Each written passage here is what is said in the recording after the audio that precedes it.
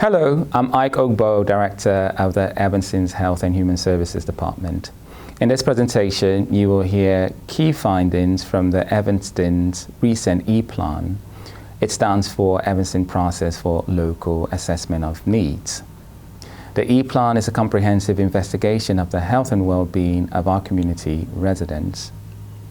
This study entailed examining a wide variety of data and conducting extensive engagement with community members and partners in order to understand the most pressing health issues facing Evanston residents and to develop a plan to come together as a whole community to address these needs.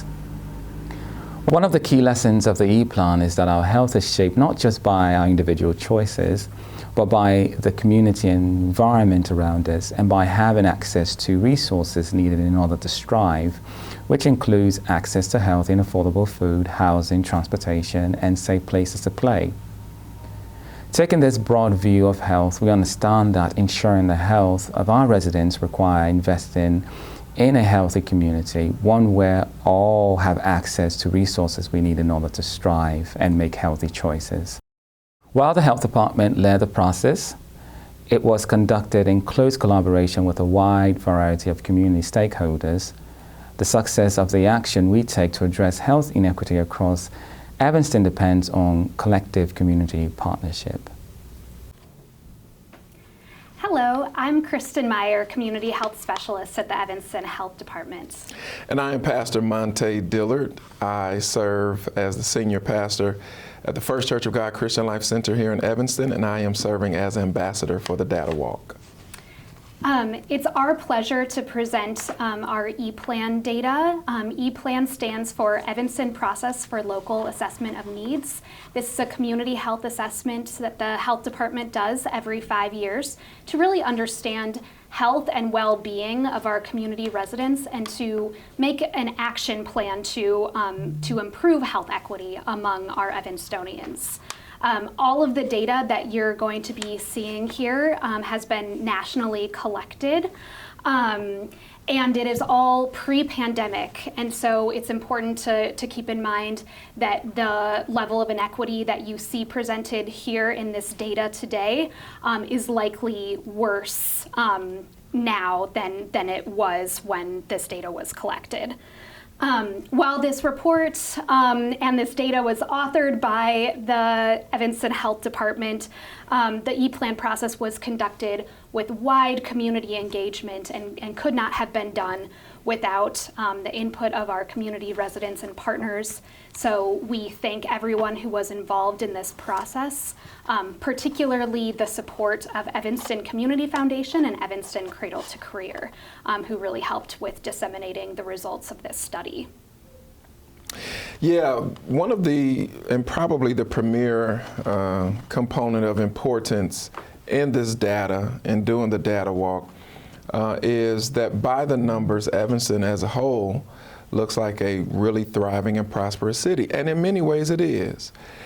But it is not until we look at this data through two lenses. One is by neighborhoods, the geographical locations of where people live in the city and the data, the outcomes that go with that. And then we also see that secondarily that is connected by race. And so what this data does, this information will do, is lift the data through those two particular lenses. So the first slide that we'd like to look at today is what shapes our health. Contextually speaking, in our country, the focus on an individual's personal health has primarily been the responsibility of that particular individual. But what this data is showing us clearly, it is showing us that it really boils down to not simply an individual's choices about their health, but more specifically about the options that they have to decide. And what we know that is common is that some options, often which are more healthy and life-giving options, are more readily available in some parts of the city than they are in others.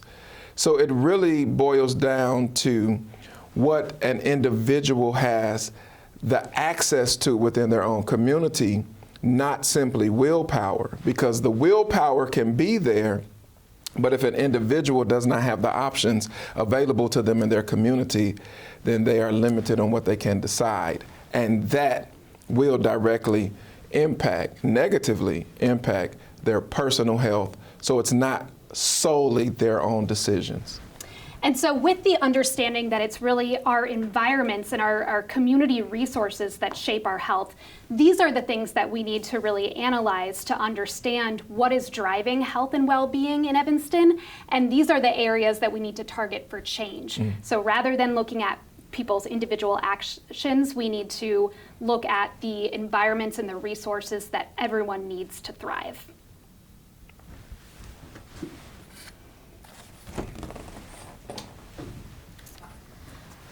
So this is looking at how our history has really played a role in the health inequities that we see presently in Evanston today. So here on this chart, we see two maps. The first is life expectancy by neighborhood, and the second is a redlining map from about 90 years ago. And so one thing that's really important to consider when we look at health data for Evanston is if we only looked at the average, things would look pretty good. We might accidentally pat ourselves on the back and say we're all looking pretty healthy. Because in Evanston overall, the average life expectancy is 82 years of age compared to the US of 79 years of age. And so if you stopped there, if you only looked at that citywide average, you would think that we were all living longer, healthy lives. Yeah. But this map really shows that that's actually not the case, that length of life is distributed very inequitably across our city. And so there's a 13-year life expectancy difference depending on where you live across the city, all the way from almost 89 years to about 75 years. And then looking at how this kind of corresponds with our redlining map, we see that the area here, which corresponds with the 5th Ward, which was the center of segregation and a lot of disinvestment throughout our history, we see that this corresponds with the area with the lowest life expectancy. So a pattern was set into play, again, almost 100 years ago, that we're still seeing play out in our health and well-being today. Another pattern that we see is these areas in blue and green were areas that were labeled desirable by banks and the real estate industry. And so they were areas that were targeted for investments, and they were areas of concentrated wealth, privilege, and health. And those are the areas that today we see living the longest, healthiest lives, and are often the areas that are most prosperous of our city. And it's really key that the context, not just for this particular information on our current slide, but going through the entire walk, all boils down to this particular area that was redlined on the HOLC, as these are considered desirable and most desirable. This red area is actually considered hazardous, and individuals were limited to being able to only live in this particular space, which also puts us at ensuring that we look at this data through the lens of race, because as we'll see in other slides, it really boils down to that. It is and should be riveting to the heart to see that in the same city, just moments apart, an individual can live more than 13 years longer on average based on where they are placed within the city. And again, this here, what we know as Census Tract 8092, our reference redlined area, shows us that individuals who live here, myself included, as both the church I lead and the home in which I live with my family, are here in this area, that just a few moments in any direction north, your life expectancy can increase tremendously. And my hope is that as we are looking at this, as daunting as this information is, Kristen, that there is some hope. And what I mean by that is that if it is that individuals are experiencing much more favorable outcomes of life expectancy in other parts of the same city, then what is it that's happening here that could happen here that changes those outcomes as well? And that is the hope that I think comes from all of this information. Yeah, Pastor Dillard, and I think that's not only a reason for hope, but it's also a urgent moral call to action. This is really an ethical, sorry. Yes, Pastor Dillard. Mm-hmm. And in addition to being a call for hope, it's also a call to urgent moral action to address the inequities that we see here. Absolutely. And so in this chart, we see the distribution of non-Hispanic white residents. So after seeing the redlining map and seeing our history of segregation, you may be asking yourself, does segregation even still exist in Evanston? And this map shows us that the answer is a resounding yes. And so many Evanstonians rightfully pride themselves on living in a very diverse community. Yeah. And so in the U.S., we are about 58% non-Hispanic white. Evanston's right around there, 59% non-Hispanic white. So we do have a racially diverse community. Unfortunately, that racial diversity is not spread evenly throughout our community. Instead, what we see is, again, segregation concentrated along the north and particularly eastern sides of Evanston. So when we look at concentration of white residents, we see that redlining map echoed still today. Yeah, absolutely. And again, one of the more important components to look, lens to look at this information through is going beyond just the standard general statistics. And it is when we begin to look at it geographically in our city, we see the challenges.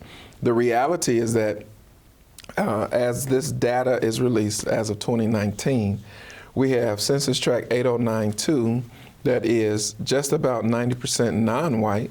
This also happens to be the target area where we are seeing people live less. And then we have Census Tract 8089 that is more than 90% white. And so as unreal as it seems, Kristen, that we live in a city that is yet still experiencing some segregation. And as a result of that segregation, we are seeing a wide variance in health outcomes. Right, and because of this segregation, this is why it's really important to look by neighborhood lines to really investigate and drill deeper into health and well-being. Yeah, absolutely.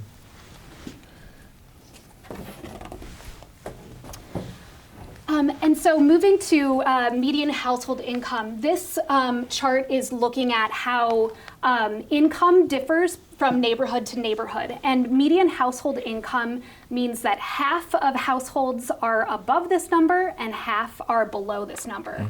So again, if you only looked at Evanston compared to the U.S., we would look pretty good. So in the U.S., the median household income is about $63,000 compared to Evanston, where it's about $79,000. So it looks like Evanston is an affluent community. But we can look at this both, again, by race and by geography, and we see a different picture emerge. So for example, when we look by geography, we can see that there's over $100,000 of difference in terms of median household income by the areas in which we live.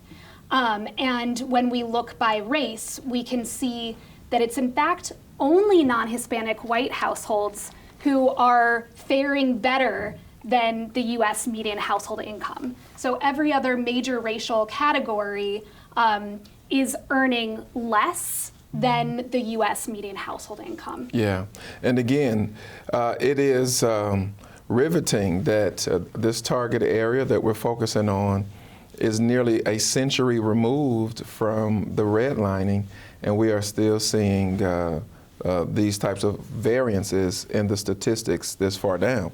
And what this really boils down to is the ability to decide. A household that has a median income that is under $45,000 has to make very different decisions for food, for health and medicine and medical decisions, for educational challenges than individuals who haven't. And again, I like to look at things through the lens of hope. What is happening in these spaces that is not happening here, and how is it that some of that can be transferred? And again, this data is tremendously important because if we stop here, Evanston looks fantastic, right? And it isn't until we begin to look at it by geography and through the lens of ethnicity that we see that that is not necessarily true for everyone. That's correct. And so again, looking at that history of redlining and also policies that we're still perpetuating today, we've seen a tremendous kind of stripping of wealth from the Fifth Ward area. And that's driving a lot of people out of the city, right? Absolutely, it is. Even in congregations such as mine, we are seeing families have to move for that challenge. Kristen, could you just explain a little bit about this particular census tract, why that number is lower than our target area? Absolutely, yeah. And so a pattern that we'll see throughout almost all of these maps is that this area, Census Tract 8092, which corresponds with the Fifth Ward, is often the very hardest hit of any health or social well-being indicator. What we see, though, is that the lowest income on this map is actually just to the right of it, and that is Census Tract 8093, close to where the Civic Center is. And that is where, that is populated by a majority of Northwestern University students. And so these are primarily college students who are attending school full-time, not working, and thus not making very much money. And so it's only about 20% of the population in that area that is not a university student. And so you can see actually how much their higher incomes would artificially inflate that number, because I don't know too many college students that are making $30,000 a year. I think you're doing all right if you're in college making $31,000. Yeah. But yeah, that's I was going to say it's a great point that speaks to how well the working households are doing in this area, that even being the minority in the data, that the number is still close to 31,000 when most of those individuals are students. Right, and that distinction really illustrates why context matters when we're looking at what is shaping health and well-being in our neighborhoods.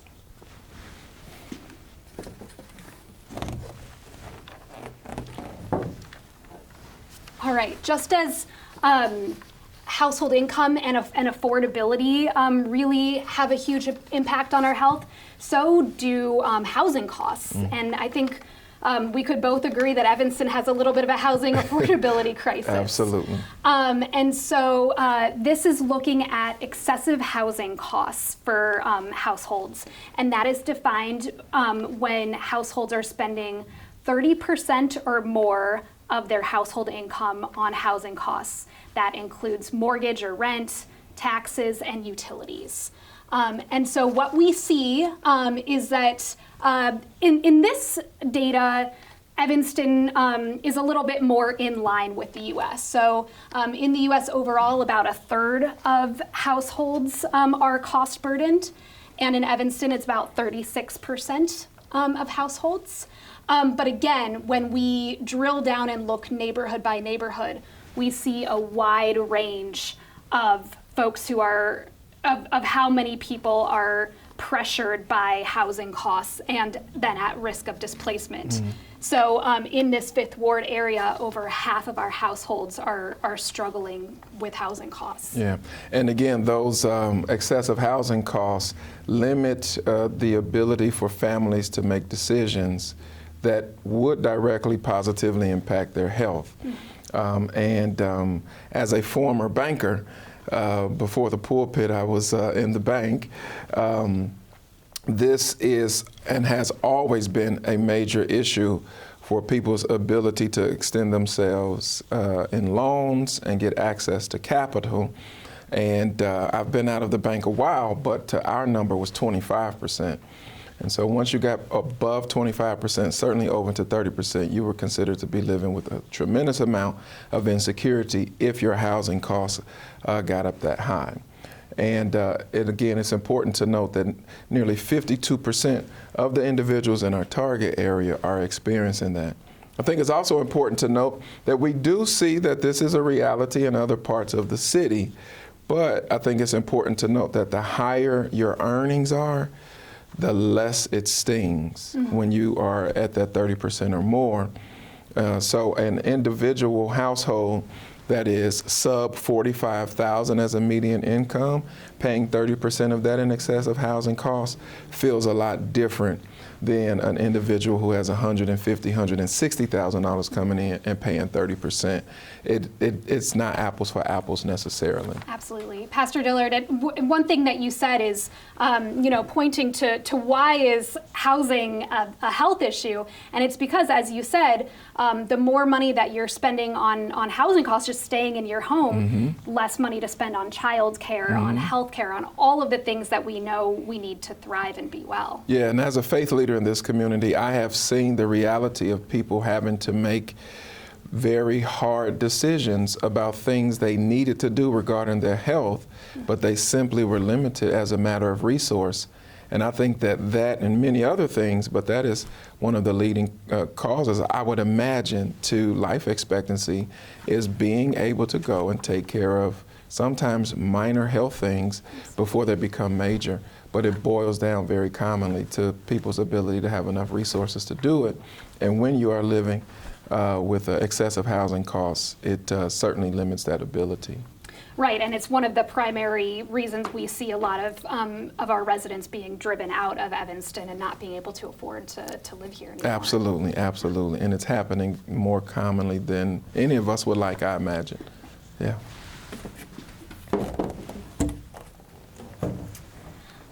So this is a map that's looking at tree canopy coverage across our city. So, we've looked at some economic issues, but what we see in this map is that health inequities also play out at the environmental level.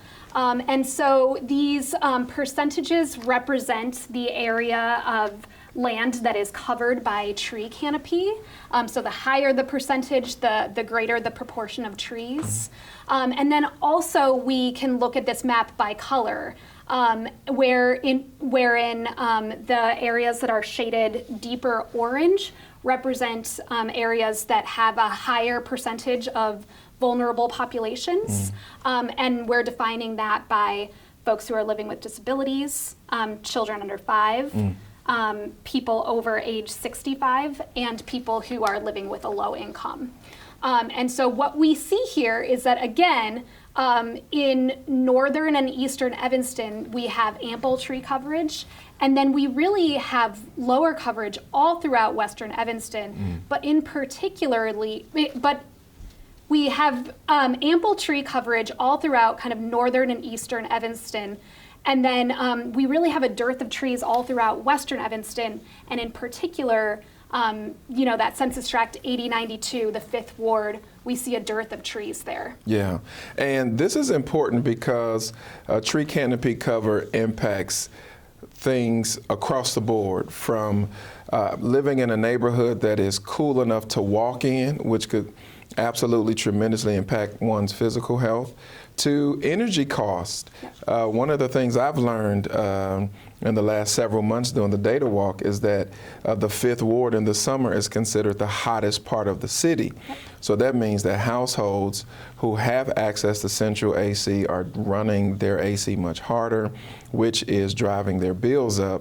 And so you combine that with many in that particular targeted area who are already experiencing excessive housing costs and lower median income, household income than other parts of the city. It's just an additional strain.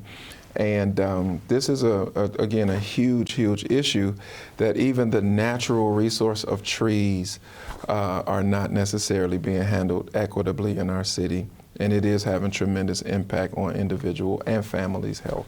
And this is particularly problematic because we also, not only do we see an absence of trees in this area, but we also have a concentration of environmental hazards in that area at the same time that we need clean air the most, perhaps, in that area, right? No, absolutely. It is no secret to most, and I'm sure many of you who are watching, that Census Tract 809 the 5th Ward of Evanston has been the place where many has been the place where many companies who their industry creates tremendous challenges for individuals' health is placed. So it would seem that this particular area needed the tree canopy cover for the benefit of what trees do more than anyone. So when you combine a lower percentage of tree canopy cover with the environmental challenges that the 5th Ward experiences, then it is absolutely a recipe for many of these outcomes that we are experiencing. And it would help the entire city for something to happen to help it out. Right, and in the full Eplan report, we show how asthma rates are much higher in this area. There's a lot of health impacts from this lack of air quality in the 5th Ward area. And as you said, trees are not just important for our lungs. They're also important for our mental health and well-being, important for beauty and property values too. Yeah, and also historically, the city of Evanston has had certain types of programs where if you had dead or dying trees on your property, I know that there was previously, not sure if it still exists, a matching program. But when you're living in an area where you already have excessive housing costs amongst many other challenges, you just may not have the money to invest in replanting a tree or repairing a tree. And so then that is a reason why the city should look at even those types of practices so that healthy tree canopy cover is equitable.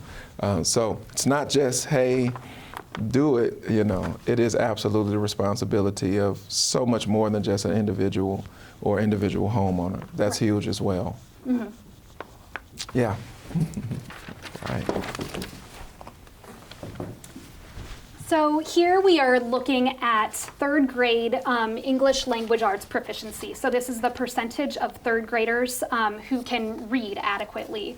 Again, what we see if we only look at Evanston is that about 1 in 2 of our 3rd graders are reading proficiently. Now, that doesn't sound good enough, Pastor Dillard, but compared to the state rate, it is quite a bit higher. What we see, though, is that within this 50%, reading proficiency is not distributed equally either by race, income, or by housing status. These are all public school students that we're looking at in this data, who theoretically are all entitled to an equitable education, and yet we're seeing very different outcomes for them. Absolutely. And again, this continues to drive home our point you just mentioned.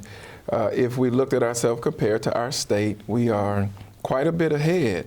But again, when we begin to look at it through the lens of ethnicity and income and even housing availability, we see a tremendous disparity. I think it's important to note, seeing here that on this particular, you see that black children are coming in lowest. And when you correlate that geographically with the redlined area, certainly black people live all over Evanston, but a tremendous concentration have historically lived in that redlined area. That was the design of it. You see that particular practice has significantly contributed to it. And I say this as a black father, a black person, black children. We are not born intellectually inferior, not at all. We are born with the same brain and same ability. So that shows the impact of these types of things that are placed in our way or not placed in our way that lead to these types of incomes. And it is, educators will tell you that 3rd grade English language arts proficiency tells a whole story about how that child's future likely will go educationally, but also as they become adults. This is very much an income issue, as you see that non-low income individuals are rating much higher than individuals who have circumstances that are classified as low income. And Kristen, sometimes that just boils down to the difference between two children are struggling and whose family has the resource to get a tutor or not. That Right. makes all the difference. Who had breakfast before school and who didn't. Yeah. Who's worried about where they're going to sleep at night? That is correct. Who hasn't eaten since lunch yesterday, right? And all of those factors contribute to it. And then, of course, as pointed out by the data, homelessness really puts children at risk, coming in at 13.6%.